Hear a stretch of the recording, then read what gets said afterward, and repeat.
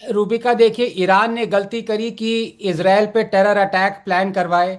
आपने गलती करी कि विवेक श्रीवास्तव को स्टूडियो में लाई। ये इसलिए स्टूडियो आते हैं ताकि ये फेड आउट ना हो पाए, वरना इनको अब देखिए चिल्लाते रहेंगे, इंटरप्ट करते रहेंगे। अब मैं आपको कुछ बताना चाहता हूं। नंबर वन, देखिए कांग्रेस समर्थक कोई हो ना हो वो भी सह लेंगे, लेकिन हमास और हिजबुल्लाह का समर्थक ना हो ये हमें सहन नहीं होगा। क्योंकि जो लोग कह रहे हैं कि मनमोहन सिंह ने अमेरिका के खिलाफ बोला था ड्यूरिंग इराक वॉर, ये मैं आपको दिखाना चाहता हूं, याद करिए।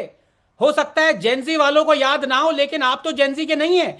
1 मिलियन मुसलमानों को जिसने सरेआम कत्ल करवाया, जॉर्ज बुश, मनमोहन सिंह ने क्या कहा था? Mister Bush, people of India deeply love you, ये बोला था। रूबी का आपको याद होगा।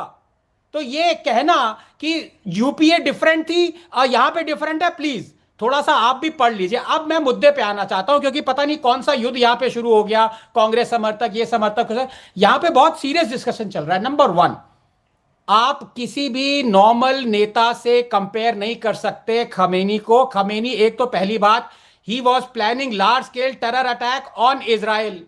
हिजबुल्लाह को फंड कर रहे थे, हमास को फंड कर रहे थे, टेरर स्टेट था। अपने ही 12,000 लोगों को, इनोसेंट बच्चे बच्चियों को 1 महीना पहले कत्लेआम किया है उन्होंने। उनकी सरकार के अंडर यह कत्लेआम हुआ है। और आप कह रहे हैं कि उनके, आप रूबिका आप रोजे पे हैं और ये विवेक टेररिस्ट के जनाजे पे जाना चाहते हैं। ये यहां की प्रॉब्लम है। अब मैं आपको 2 एग्जांपल दूंगा। ये वही खमेनी है जिन्होंने ऑपरेशन सिंदूर में इंडिया को सपोर्ट तक नहीं किया। किसने हमें सपोर्ट किया? 2 कंट्रीज ने, इजराइल और तैवान। और पता इन्होंने क्या कहा था हमें? ऑपरेसर स्टेट कहा था खमेनी ने हमें। 1971 में सारे अरब नेशंस बजाय इराक को छोड़ के पाकिस्तान के साथ खड़े हुए थे। हमारे साथ कौन था? इंदिरा गांधी ने फोन लगाया, हंसकर पेपर सुनिए आप उनके, देखिए। गोल्डा मायर ने हमें इंपॉर्टेंट एम्यूनिशन दी, उसकी बदौलत हमने 1971 का वॉर जीता। और लेकिन फिर हमने उनकी पीठ पे छुरा भोंका 1973 में, यौन कुपुर वॉर में, कारगिल वॉर में। यूएस सैंक्शंस थी रूबिका, लेकिन इजराइल ने उनको डिसरिगार्ड करते हुए हमें लेजर गाइडेड एमओ दी।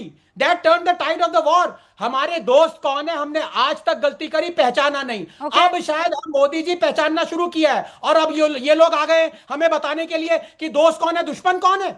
शर्म आनी चाहिए। आप बोलिए विवेक। वो है स्क्रीन पे भी। देखिए डॉक्टर रंगनाथन, अब आप सुनते चले जाइएगा जरा। 1971 के वॉर के बाद ऑर्गेनाइजेशन ऑफ इस्लामिक कंट्रीज में भारत के खिलाफ जो रेजोल्यूशन आया था, उसमें भारत की बैटिंग मिसेस इंदिरा गांधी के कहने पर पैलेस्टीनियन पीएलओ के नेता यासर अराफात ने की थी। The resolution was dropped. और सुनिए, कश्मीर के इशू पे पैलेस्टीनियंस और यासर अराफात ने भारत का साथ दिया। जब भारत आए थे तो हुर्रियत के नेता सैयद अली शाह गिलानी उनसे मिलने नहीं मिले और बाइकॉट किया। बोल रहे थे मुझे जरा, बहुत हो गया, सुनते जाइए। आप एक कंट्री को टेरर स्टेट कहते हैं, आपको इजराइल का टेरर नहीं दिखा, आपको अमेरिका का टेरर नहीं दिखा। इराक को खत्म किया, अफगानिस्तान को खत्म किया, वेनेजुएला के प्रेसिडेंट को उठा के ले गया बेडरूम से, आपको गलत नहीं दिखा। आपको वियतनाम के ऊपर हमला किया, गलत नहीं दिखा। आप यहां खड़े होकर के बोला मेरे देश के खिलाफ कि ये दोनों बच्चों को बिठा करके मैंने सीज फायर कराया, आपको बुरा नहीं लगा। आपको अमेरिका का टेरर टेरर नहीं लगता, आपको ईरान का टेरर टेरर लग रहा है। Iran stood for the cause of Palestine and that was the right cause। और ईरान आज लड़ रहा है, हमें ईरान के साथ। सुनिए मैडम, मेरे बोलने दीजिए। पैलेस्टीन के वकील, रुकिए I did not stop। No, I'll tell you one thing। I want to support Iran। Okay, you support। It is morally right। अरे भैया एक तो जाइए ना, अकेला मुल्क लड़ रहा है, जाइए। अकेला मुल्क लड़ रहा है वो। भारत मुल्क के साथ खड़ा होना चाहिए, क्योंकि हमने हमेशा वो किया जो सही था। अगर राम का देश है, बुद्ध का देश है, गुरु गोविंद सिंह का देश है, राणा प्रताप का देश है, ये सब कूटनीति नहीं की इन्होंने। ये लड़े, संघर्ष किया, इन्हें पता था हम हारेंगे मरेंगे, फिर भी लड़े। ये है इस देश का रोल मॉडल। नरेंद्र मोदी वहां पे सरेंडर करके फिर से आए हैं, उनको पता था ये होने जा रहा है। विवेक, मैं लेफ्ट का लीडर नहीं, आपको ईरान का मुफ्ती बता दूं? आप मुझे ईरान का मुफ्ती बता देती हूँ। नहीं, सपोर्टर आप मुफ्ती विवेक श्रीवास्तव, हाँ ईरान के। अब आप मुझे जो है आइंदा से, एक तो ऐसे आप चोला बदलते हैं ना, ऐसे चोला बदलते हैं, except Srivastava you are everything.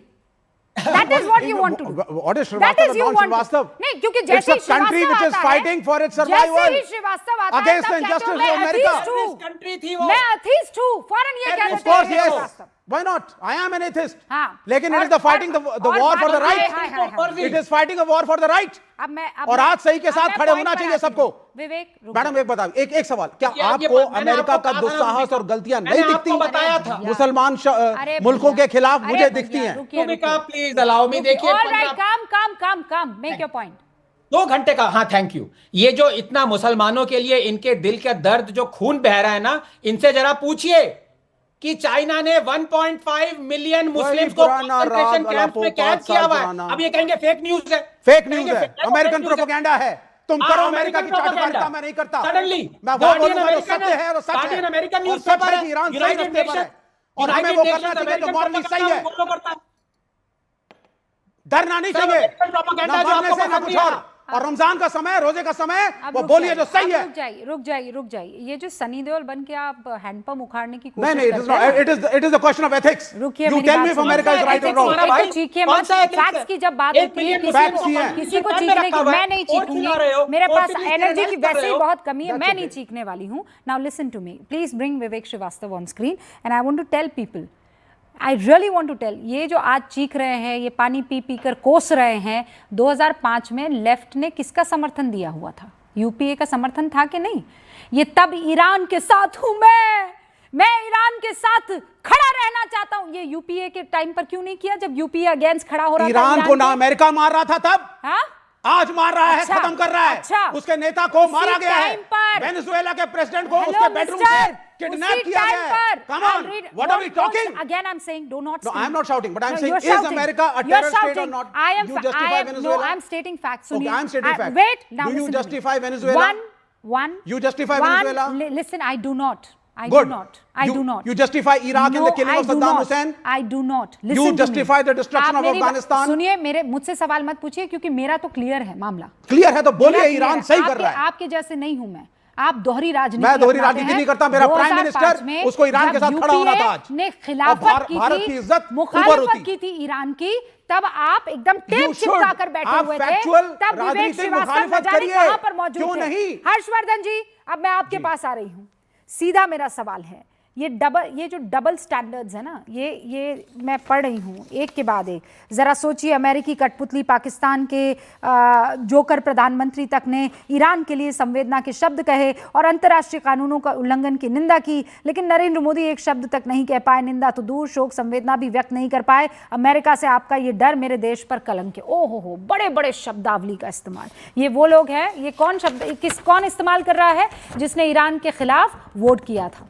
Harshvardhan जी. रूबिका जी, बात यहाँ भारत की है और कमाल की बात ये, अमेरिका, चीन, ईरान, इराक, वियतनाम, वेनेजुएला, पता नहीं किसकी किसकी चर्चा कर ले गए लोग. और इतना ये अमेरिका को गाली देते रहते हैं, फिर भी इनकी बीजिंग वाली यात्रा नहीं हो पा रही है. बड़ा दुखद है. बड़ा प्रयास किया इन्होंने चीन को लेकर, बहुत प्रयास किया. पहले होता था ना, खूब होता था, यहाँ से कम्युनिस्ट नेता, उनके बच्चे सब वहां मौज करने जाते थे. अब बंद हो गया है. लेकिन प्रधानमंत्री नरेंद्र मोदी और कनाडा के प्रधानमंत्री मार्क कार्नी का जो ज्वाइंट स्टेटमेंट है, उसको सुनना चाहिए. और प्रधानमंत्री नरेंद्र मोदी ने बहुत स्पष्टता से टेररिज्म, रेडिकलाइजेशन और एक्सट्रीमिज्म, इन 3 शब्दों का इस्तेमाल किया है. इन तीनों का जीता जागता उदाहरण ईरान का खामेनेई शासन है. ईरान और ईरान के लोग हमारे मित्र थे, हैं, हमारा सांस्कृतिक जुड़ाव और रहेगा.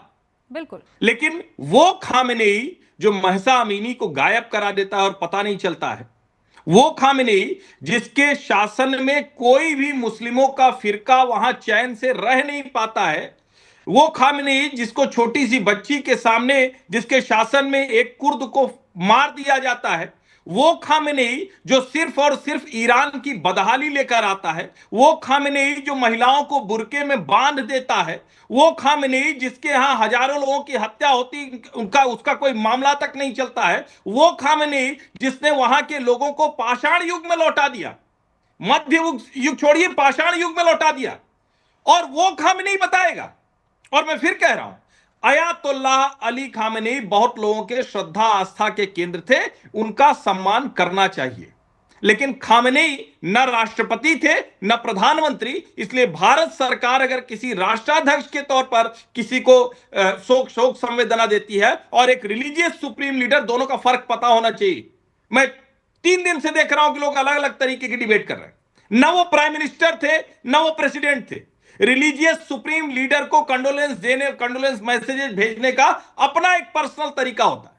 भारत के हित इजराइल से जुड़े हुए हैं। कमाल की बात तो यह है कि कांग्रेस अगर इन लोगों को सुने तो इतने ताकतवर नरेंद्र मोदी है कि इजराइल जाते हैं, नेतन्याहू के साथ बैठकर एक प्लान बनाते हैं और कहते हैं कि मैं जब चलूंगा तब तुम ईरान पर मार देना। हाँ। इतना ताकतवर प्रधानमंत्री, और उसी प्रधानमंत्री को कहते हैं कि ये कायर है। ओके, अब आनंद एक इसीलिए सेकंड, पहले 3 और लोग, फिर मैं आती हूँ। हर्षवर्धन जी, एक लाइन बस, हाँ। एक लाइन और, हाँ। एक लाइन।